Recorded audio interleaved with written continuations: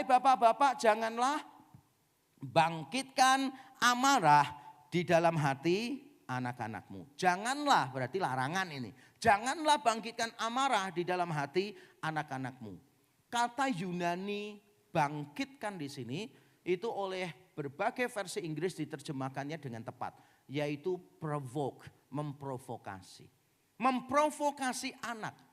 Supaya apa memprovokasi anak? Nah, kalau kita lihat kata Yunani yang dipakai di sini, muncul beberapa kali di Perjanjian Baru, muncul di dalam Perjanjian Lama, dalam terjemahan kuno Septuaginta, muncul juga di beberapa tulisan di luar Alkitab. Dan kalau kita melihat kata kerja ini muncul, objeknya adalah sakit hati atau kemarahan.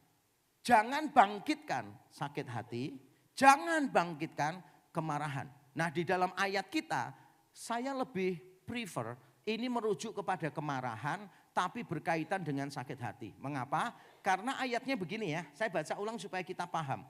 Janganlah bangkitkan amarah, tapi tidak titik toh. Di dalam hati anak-anakmu. Karena mungkin di luar anak kelihatannya taat. Di luar anak kelihatannya taat, tapi belum tentu karena hormat. Saya ulang sekali lagi. Anak di depan kelihatannya taat, tapi bukan karena hormat, tapi karena ketakutan. Ketakutan demi ketakutan. Saya pernah memberi konseling kepada seorang pemudi, anak seorang majelis di satu gereja. Lalu saya seperti biasa, kadangkala saya pakai berbagai macam teknik dalam konseling untuk mengungkapkan perasaannya dia. Nah, kali itu saya memberi dia kertas kecil dan bolpen. Dan saya bilang begini, tolong tuliskan satu kata tentang papahmu. Lalu dia tulis, serahkan ke saya. Tulisannya itu nightmare, mimpi buruk. Terus saya kaget, wih, papanya itu mimpi buruknya dia. Terus saya tanya gini, ini sudah tepat atau kamu mau ganti? Dia langsung cepat ambil, saya mau ganti aja. Dicoret, ditulis baru, diserahkan ke saya. Waktu saya baca, lebih kaget lagi. Nightmare, mimpi buruk, diganti apa? Monster. Dan dia bilang, yes, papa saya seperti monster. Saya kalau ada dia selalu ketakutan. Saya kalau dia ada di rumah, saya selalu ketakutan. Karena salah dikit, mesti omongannya melecehkan, omongannya merendahkan, menakut-nakuti dan sebagainya. Banyak anak yang tidak nyaman berada bersama dengan orang tua. Kenapa? Karena kita membangkitkan amarah di dalam hati mereka. Kita menekan anak-anak itu terlalu berlebihan, saudara. Ada beberapa orang yang saking inginnya membanggakan anak-anak kalau kumpul sama komunitasnya. Anaknya itu dipaksa berprestasi, akademis, prestasi ini, itu dan sebagainya. Ada anak yang kurang pandai dalam sekolah. Wah, dimarahi sama papanya. Kamu ya kalau sampai besok ujian, kamu tidak lulus, jangan panggil aku papamu. Ngerti enggak? Ngerti Pak? Jangan panggil aku papamu. Kalau kamu besok enggak lulus ujian. Anaknya diomongin gitu, tambah enggak bisa konsentrasi. Enggak bisa belajar. Besoknya pada waktu ujian, enggak lulus ya. Balik rumah papanya sudah nunggu. Berapa ujianmu nilainya tadi? Langsung, permisi susu ini siapa ya? Enggak boleh panggil papa soalnya. Bener gak sih? Mama-mama ya gitu kok biasanya.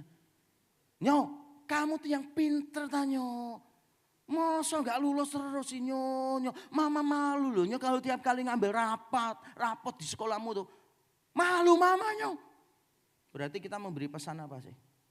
Kamu harus pinter demi menjaga mukanya mama. Egois banget sih. Jaga muka Anda itu salon kecantikan tugasnya. Bukan anak-anak. Kenapa harus anak-anak yang jaga muka? Gak fair. Untuk anak-anak gak fair. Lalu ada anak-anak dimarahi terus karena nilainya jelek. Padahal sudah berusaha tapi ya memang kurang secara akademis. Beda kalau dia malas ya. Ya memang ada beberapa anak itu gak bisa pinter. Karena terbatas kalau menurut saya.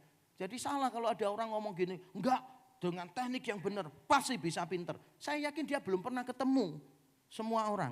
Saya sudah ketemu orang-orang yang kalau ditanya itu gak pernah bisa paham, saudara. Jadi ada orang yang memang sudah berusaha ya tapi memang gak bisa.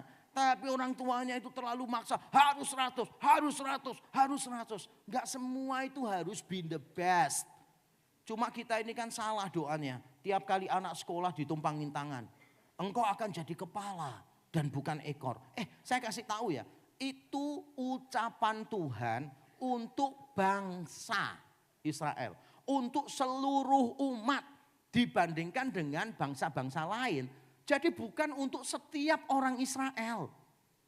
Ya kalau misalnya setiap orang Israel, kamu akan jadi kepala dan bukan ekor. Kamu akan terus naik dan lupa turun. Nah itu nanti setiap orang mintanya kepala. Bayangkan gak Tuhan bingung setengah mati loh. Tiap kali mama-mama Kristen nyekolahkan anaknya di sekolah Kristen, doakannya kamu akan jadi kepala, kamu akan jadi kepala, kamu akan jadi kepala. Yang ranking 2 siapa? Enggak lah, jangan menekan anak kita begitu. Ada anak yang panggilannya bukan akademis, bukan matematika, fisika. Panggilannya mungkin di relasi sosial, panggilannya di kesenian dan sebagainya. Kenapa kita harus batasi begitu? Ada orang marah-marah sama anaknya. Kamu tuh ya gak lulus terus gitu. Oh anaknya ketakutan. Waktu dia pulang sekolah ditanya, ujianmu berapa? 90 Pak. Nah ini baru anak papa. Nilai 90, ini baru anak papa. Berarti anak dihargai berdasarkan pencapaiannya dia, nilainya dia. Berarti selama ini anaknya gak pernah diterima. Papanya tanya, nah gitu 90 itu anaknya papa. Ujian apa tadi 90? Matematika 30, Inggris 30, fisika 30.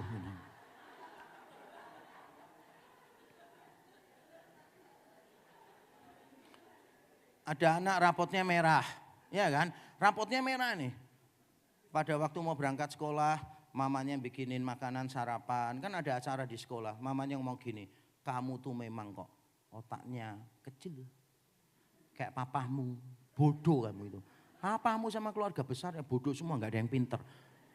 Kamu persis papamu. Terus akhirnya papanya turun mau kerja. Ayo nyok, bareng papa tak antar sekolah. Di sekolah papanya marah. Kamu itu rapot bisa merah kayak gitu. Kamu tuh memang gak punya otak. Kayak mamamu sama keluarganya. Anaknya langsung sadar. Kenapa rapotnya merah? Dari jalur ini otak kecil, dari jalur ini gak ada otak ya kan. Ini benar-benar gak ada harapan sih.